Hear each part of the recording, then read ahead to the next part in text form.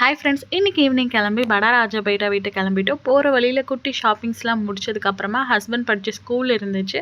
அதையும் ஒரு கிளான்ஸ் பார்த்துட்டு படா ராஜபேட்டானா சும்மாவா, என்ட்ரியிலே சும்மா மாஸ் கொடுக்குற மாதிரி ராஜ குடும்பத்தோட வாரிசுகள் ஒவ்வொருத்தங்களாம் வந்து வெல்கம் பண்ணாங்க. அண்ட் இவங்க தான் எங்கள் ராஜமாதா கிட்ட இத்தனை வருஷமாக மூத்த மருமகளாக பணிபுரிஞ்சிட்டு இருக்காங்க. உள்ள போனது இந்த சொப்பு ஜாமான்லாம் எடுத்து போட்டு விளையாட ஸ்டார்ட் பண்ணிட்டாங்க. என் பொண்ணு அதுலேயும் தோசை கரண்டியை தான் ஃபஸ்ட்டு கண்டுபிடிச்சி காட்டினா. அம்மா இங்கே பாரு குட்டி தோசை கரண்டின்னு காட்டினா. இந்த ரிங் கேம் விளையாடாத 90s கிட்ஸே இருக்க மாட்டீங்க. என்னோட ஃபேவரட் டாய்ல இந்த ரிங் கேமும் ஒன்று. அப்புறம் மினி அச்சு முறுக்கு சுடுறது, இதெல்லாம் பார்க்கறதுக்கு கொஞ்சம் டிஃப்ரெண்ட்டாகவே இருந்தது. நெக்ஸ்ட் கலரிங் நோட் புக்ஸ்லாம் காட்டிட்டு இருந்தாங்க. நான் எவ்வளோ அழகா டிராயிங் பண்ணியிருக்கேன், எவ்வளோ அழகா கலர் பண்ணியிருக்கேன்னு காட்டிட்டு இருந்தாங்க.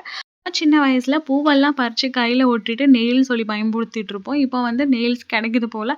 அதெல்லாம் கையில மாட்டிட்டு என் பொண்ணு எல்லாரையும் பயன்படுத்திட்டு இருந்தா. இதுக்கப்புறம் டான்ஸ் செஷன் ஸ்டார்ட் ஆயிடுச்சு.